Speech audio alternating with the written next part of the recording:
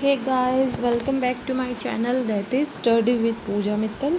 आज हम हमारी वीडियो में प्री मेंडेलियन डेवलपमेंट्स पढ़ेंगे। इससे जो नेक्स्ट वीडियो होएगी उसमें हम पढ़ेंगे पोस्ट मेंडेलियन। आज हम क्या पढ़ेंगे? प्री मेंडेलियन डेवलपमेंट्स, ठीक है। और फर्स्टली मैं अपने बारे में आप सबको इंट्रोड्यूस करना चाहूँगी कि वैसे तो मैं मेरे चैनल पे फ़िलहाल जितने भी एंट्रेंसेस हैं DU, PU, JNU, CU set, HAU, KUK, MDU, BHU, ये सब PU, ये जितने भी एंट्रेंसेस हुए हैं ना, इन सब के मैंने लास्ट ईयर पेपर्स डाले हैं। अगर आप लोगों को उन सब एंट्रेंसेस पेपर की ज़रूरत है तो आप मेरे चैनल पे जाके उनको डाउनलोड कर सकते हो। और फिर भी अगर आपको देखना है कि क्या क्या है, सब्सक्राइब करना ना करना, वीडियो पसंद आना ना आना आपकी मर्ज़ी है, बट आप एक बार विज़िट करके ज़रूर देखना, ये मैं आपसे रिक्वेस्ट करना चाहूँगी। और मैंने जो BSc में आती है पेस्ट मैनेजमेंट, अगर आप उसके स्टूडेंट हैं, बायोलॉजी के, आपने BSc की है तो उसमें क्या आता है? पेस्ट मैनेजमेंट आता है। ये वैसे एग्रीकल्चर में और बाकी काफ़ी चीज़ों में आता है, तो मैंने पेस्ट मैनेजमेंट और बाकी सब पे वीडियोस बनाई हैं। तो मैं आपको कहना चाहूँगी कि आप वो जाकर भी वीडियोस देखना। और CSIR NET UGC में अगर इंटरेस्टेड हो तो वीडियो में कमेंट करना। और बाकी आपका लाइफ साइंसेज से रिलेटेड कोई और टॉपिक डिमांड में हो तो कमेंट बॉक्स में कमेंट करना। ऑलमोस्ट मैं सभी कमेंट्स के रिप्लाई हमेशा कर ही देती हूँ।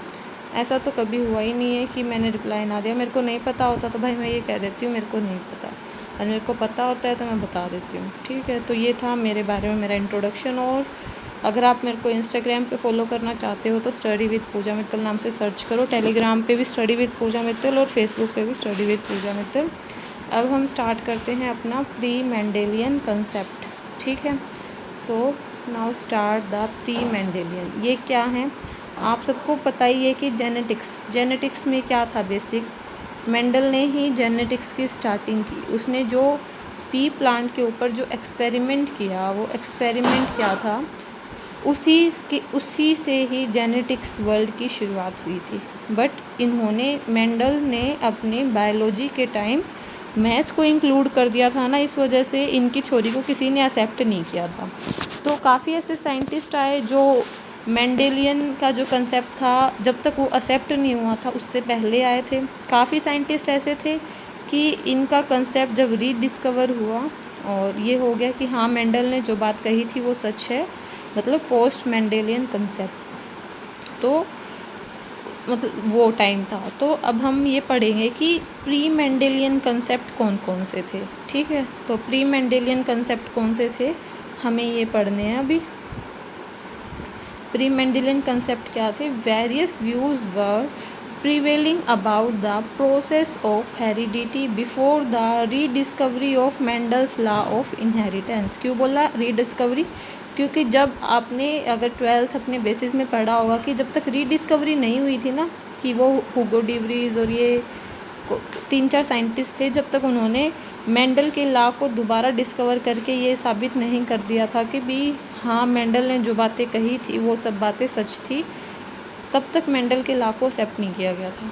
So before the rediscovery of Mendel law of inheritance, various views were prevailing about the process of heredity which are known as pre-Mendelian concepts. Some of these concepts are given below. कुछ हम concepts के बारे में अभी discuss करेंगे। कौन से concepts हैं वो? चलो देखते हैं। सबसे पहला क्या है? Preformation theory. Preformation theory क्या होता है? प्री फॉर्मेशन थ्योरी ये रहा, pre performation theory. This theory was proposed by two Dutch biologists, Swammerdam and Bonnet. क्या थे ये? डच के बायोलॉजिस्ट थे जिन्होंने ये प्री मेंडेलियन कंसेप्ट दिया था। 1720 और 1793 इनका टाइम पीरियड था। दिस थ्योरी स्टेट्स दैट, ये थ्योरी हमें क्या बताती थी? ये थ्योरी हमें बताती थी कि मिनिएचर ह्यूमन कॉल्ड होमोन्यूक्लियस इन्होंने क्या कहा था, होमो न्यूक्लियस एक टर्म दी थी कि इन्होंने बोला था कि जो एग होता है और जो स्पर्म होता है उसके अंदर एक छोटा सा मिनिएचर किसको बोलते हैं, काफ़ी छोटी सी चीज़ को, जिसको इन्होंने क्या नाम दिया था, होमो न्यूक्लियस। एक होमो न्यूक्लियस प्रेजेंट होता है एग और स्पर्म में। वो क्या करता है, ग्रो करता है इनटू ह्यूमन बीइंग। वो होमो न्यूक्लियस बनता है होमो सैपियन। वो ये कहना चाहते थे after the formation of zygote. उनका क्या कहना था, एग के अंदर भी एक होमो न्यूक्लियस है, एक स्पर्म के अंदर भी होमो न्यूक्लियस है, ठीक है। जब ये इनसे जाइगोट बन जाता है, इस जाइगोट में क्या होता है कि वो जो होमो न्यूक्लियस है ना, वो मिलके और आगे जाके एक पूरा अडल्ट मैन बना देते हैं। पर इस थ्योरी का कोई भी साइंटिफिक क्लू नहीं था, तो ये थ्योरी ऑटोमेटिकली रिजेक्ट होएगी। सो this theory was soon rejected because this could not be prove scientifically, ठीक है। जिसका कोई साइंस में क्या है कि साइंटिफिकली प्रूव होनी चाहिए, सीधी सी बात है। तो ये रिजेक्ट हो गई। उसके बाद कौन सी थ्योरी आई, थ्योरी ऑफ एपिजेनेसिस। इसमें क्या कहा था, ये वो वाली थ्योरी थी जो यूनिवर्सली एक्सेप्टेड थी। इस थ्योरी को किसने दिया था, इस थ्योरी को दिया था जर्मन बायोलॉजिस्ट वोल्फ ने थ्योरी ऑफ एपिजेनेसिस दी थी।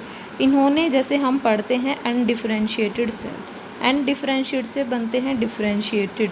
ये हमने बेसिकली जो अपनी डेवलपमेंट बायोलॉजी होती है या जो प्लांट एनाटमी होती है या फिर एनिमल की जो होती है, हम स्टेम सेल के बारे में पढ़ते हैं, उनमें हम पढ़ते हैं। फिर भी मैं आपको बता देती हूँ, अनडिफरेंशिएटेड सेल वो होते हैं जो कंटिन्यूसली डिवाइड ही करते रहते हैं, जिनमें उनका फंक्शन अभी तक डिसाइड नहीं हुआ है, जैसे कि परमानेंट टिश्यू प्लांट्स के अंदर, ठीक है। डिफरेंशिएटेड सेल उनको बोलते हैं कि अब ये डिफरेंशिएट हो चुके हैं और इनको अब अपना एक पार्टिकुलर फंक्शन करना है, ठीक है। उनको बोलते हैं डिफरेंशिएटेड। जैसे कि मेरिस्टेमेटिक टिश्यू, यहाँ पे अनडिफरेंशिएटेड में कौन से आएंगे, मेरिस्टेमेटिक टिश्यू, और डिफरेंशिएटेड में आएंगे परमानेंट टिश्यू। मतलब अब फ़िलहाल ये अपना फाइनल वर्क कर रहे हैं। तो इस बेसिस पे, अनडिफरेंशिएशन और डिफरेंशिएशन के बेसिस पे थ्योरी ऑफ एपिजेनेसिस आई अपनी। और ये थ्योरी ऑफ एपिजेनेसिस किसने दी थी, ये दी थी वोल्फ ने दी थी। और ये क्या हुई, यूनिवर्सली एक्सेप्टेड क्यों हुई, क्योंकि इन्होंने क्या बोला कि जो एग है जो फीमेल से आता है और जो स्पर्म है जो मेल से आता है, ये क्या है, ये है अनडिफरेंशिएटेड सेल, ठीक है। इन दोनों के मिलने से जो जाइगोट बनता है, इनके फर्टिलाइजेशन से जो जाइगोट बनता है, वो जाइगोट क्या करता है कि एक बड़ा होकर पूरा एक अडल्ट बन जाता है। मतलब दो अनडिफरेंशिएटेड सेल्स ने मिलकर एक डिफरेंशिएटेड सेल बना दिया। इंग्लिश में बोल के बताऊँ तो, this theory was proposed by German biologist Wolff. The theory states that the egg and sperm are undifferentiated cells. The differentiation into various organ parts take place only after fertilization in the zygote, resulting in the development of adult tissue and organs. This concept is universally accepted. अब हम आते हैं कि third concept पे, theory of acquired character. अब अगर आप लोगों ने इवोल्यूशन पढ़ा है, इवोल्यूशन के अंदर चार्ल्स की और लेमार्क की, ये तो बेसिकली हम पढ़ते ही हैं थ्योरीज़, उन सबको थ्योरीज़ को आपने पढ़ा है कि लेमार्किज़म और डार्विज़म। तो आपको ये थ्योरी ऑफ एक्वायर्ड कैरेक्टर आराम से समझ में आ जाएगी। तो आपको इवोल्यूशन से अगर रिलेट करके याद आ रहा हो तो एक्वायर्ड कैरेक्टर किसने दिया था, एक्वायर्ड कैरेक्टर का कंसेप्ट दिया था लेमार्क ने। कौन थे लेमार्क, एक फेमस फ्रेंच बायोलॉजिस्ट लेमार्क। इन्होंने क्या थ्योरी दी थी कि this theory states that in new character once required by an individual shall pass on to its progeny. Acquired character किसको बोलते हैं, जो हम अपने एनवायरनमेंट से एक्वायर करते हैं। ये बात गलत नहीं है कि भी एक्वायर कैरेक्टर एक जनरेशन से दूसरी जनरेशन में नहीं जाते। इसके अगर हम भी वो फेवर में अगर हम बोलें, जैसे कि हम अपने अंदर पुराने टाइम में कहते हैं ना, अपेंडिक्स काम करती थी, क्योंकि उस टाइम लोग कच्चा खाना खाते थे। पर जैसे जैसे कच्चा खाना उन्होंने छोड़ा उनके अपेंडिक्स ने काम करना छोड़ा। एक्वायर ही तो किया है उन्होंने ये कैरेक्टर, तो वैसे वैसे अपेंडिक्स क्या हुई कि रिड्यूस हो गई। पर इस एक्वायर कैरेक्टर में लेमार्क ने तो क्या कह दिया कि ये इस चीज़ को साइंटिफिकली प्रूव नहीं कर पाए। एक्वायर कैरेक्टर में तो ये भी आ गया कि भी जैसे कोई जाके जिम में अपनी मसल्स को बना रहा है, पर ऐसे थोड़ी ना है कि उनका जो बेबी होएगा वो ऑटोमेटिकली उसकी मसल्स मतलब बॉडी शॉडी बन के ही पैदा होएगा। भाई ज़रूरत ही नहीं है बंदे को बनाने की। कोई बहुत ज़्यादा इंटेलिजेंट है उसका बच्चा होएगा भाई, सुपर स्मार्ट सुपर इंटेलिजेंट होएगा, ज़रूरत ही नहीं है उसको, तो ऐसा तो होता ही नहीं है। तो क्या हुआ कि भी ये साइंटिफिकली प्रूव नहीं कर पाया अपनी बात को कि ऐसा क्यों होता है। इसके वो एक्सेप्शंस और इसके होते हैं ना कि भी वो लिमिटेशंस ज़्यादा आ रहे थे, और इनमें सबसे ज़्यादा इस पे किसने काम किया, इसकी थ्योरी के अगेंस्ट वेसमैन एक साइंटिस्ट थे। वेसमैन ने क्या किया, वेसमैन ने किया कि उन्होंने जो रैट होते हैं, रैट को 22 जनरेशन तक ऑब्ज़र्व किया। क्या किया उन्होंने रैट पे, रैट की क्या की उन्होंने, रैट की लेके पूँछ, और हर साल उन्होंने मतलब हर रैट की पूँछ काट दी, और उसकी अगली जनरेशन में देखा कि भाई इसके ये पूँछ आ रही है या नहीं आ रही। तो उन्होंने क्या देखा, इसकी जो ये पूँछ इन्होंने काट दी ना, तो इसकी क्या है अगली जनरेशन में पूँछ उसको मिल रही है। वो फिर से काट दे रहा है, फिर से उसको पूँछ मिल रही है, फिर से काट दे रहा है, फिर से अगली जनरेशन में पूँछ मिल रही है। उसने सोचा कि भी कोई नहीं, चलो टाइम लगता है कि अब उसको एक्वायर कैरेक्टर मिल जाएगा कि इसकी पूँछ कटी हुई है, इसके बच्चे में भी पूँछ कटी हुई आएगी। पर 22 जनरेशन कोई छोटी बात नहीं है। 22 जनरेशन तक वेसमैन ने ये एक्सपेरिमेंट परफॉर्म करके देखा।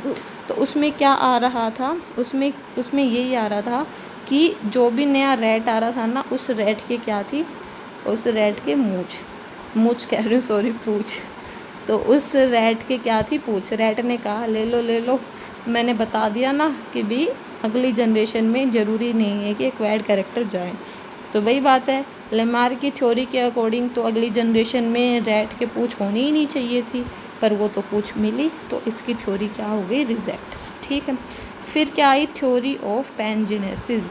थ्योरी ऑफ पैनजीनेसिस क्या कहती है कि जो अपनी बॉडी में ब्लड स्ट्रीम है ना, उस ब्लड स्ट्रीम में क्या होते हैं, जेम्यूल होते हैं। और वो जेम्यूल क्या होते हैं, अपने अंदर ऑर्गन रखते हैं, invisible copies of each organ. जो जेम्यूल्स होते हैं वो अपने अंदर invisible copies of each organ रखते हैं अपने अंदर। ये बात कही इंग्लिश नेचुरलिस्ट चार्ल्स डार्विन। इन्होंने ये बात कही कि जेम्यूल अपने अंदर एक वो रखते हैं, ब्लड स्ट्रीम के अंदर जेम्यूल होते हैं, वो क्या हैं, exact but very small exact but invisible copies of each body organ and component and which are transported by the blood stream to the sex organ. ये बात उन्होंने कही। But these gemmules are assembled in the gametes. Gamete में वो क्या हो जाएंगे, assemble हो जाएंगे। असेंबल होके फिर वो क्या करेंगे, फर्टिलाइजेशन के time these gemmules move out to different part of body resulting in the development of respective organ. A defective gemmule will lead to the development of defective organ. This theory too was totally rejected because of lack of scientific basis.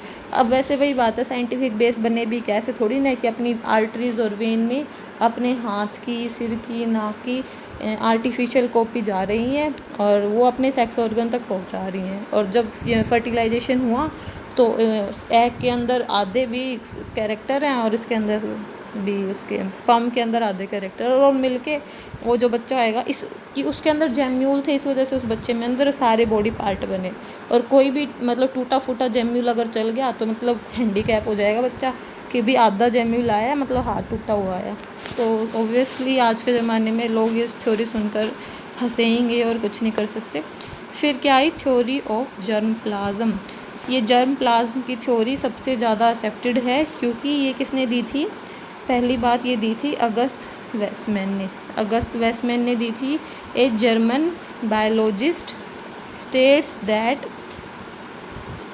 Body tissues are of two type के अपने body tissue होते हैं। Germ plasm किसको बोलते हैं, sexual character को, और सोमेटोप्लाज्म किसको बोलते हैं, सोमेटिक कैरेक्टर को।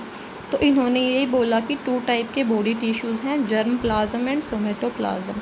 The germ plasm refer to the reproductive tissue और cells with which produce gametes. The somatoplasm include all other body tissues which are not related to sexual reproduction. Thus, transmission of character from one generation to other take place only through germ plasm. तो यहाँ पे ये सही बात कह रहे हैं कि एक टिश्यू के अंदर क्या होते हैं, 2 टाइप हैं, एक टिश्यू 2 टाइप के होते हैं, या तो जर्म प्लाज्म या फिर सोमेटोप्लाज्म। तो ऑब्वियसली सोमेटोप्लाज्म वाला कहाँ से, इन्होंने ये कहा कि जर्म प्लाज्म क्या है, ये गैमेट्स के अंदर चले जाते हैं, गैमेट्स से रिलेटेड होते हैं, बट ये नहीं होते, और गैमीट ही होते हैं जो मिलकर फर्टिलाइजेशन करके एक जाइगोट बनाते हैं और अगली जनरेशन में जाते हैं। तो जर्म प्लाज्म ही एक जनरेशन से दूसरी जनरेशन में जाएगा, सोमेटोप्लाज्म नहीं जाएगा। So this theory is accepted in a broad sense. ये 5 थ्योरी मेन हैं जो pre Mendelian concept of heredity में आती हैं। नेक्स्ट लेक्चर में हम पोस्ट मेंडेलियन कैरेक्टर पढ़ेंगे। वीडियो कैसी लगी है कमेंट बॉक्स में कमेंट करके ज़रूर बताना। I hope you like this, और अगर कोई गलती हो गई हो तो अपनी फ्रेंड समझ के माफ़ कर देना, और कमेंट बॉक्स में कमेंट करके बता भी सकते हो कि यहाँ पे मिस्टेक है, इसको सही करो या फिर इस चीज़ को ऐसे करो। Okay, so thank you so much. Don't forget to subscribe, like, share and subscribe. Keep watching, keep supporting. Thanks to all.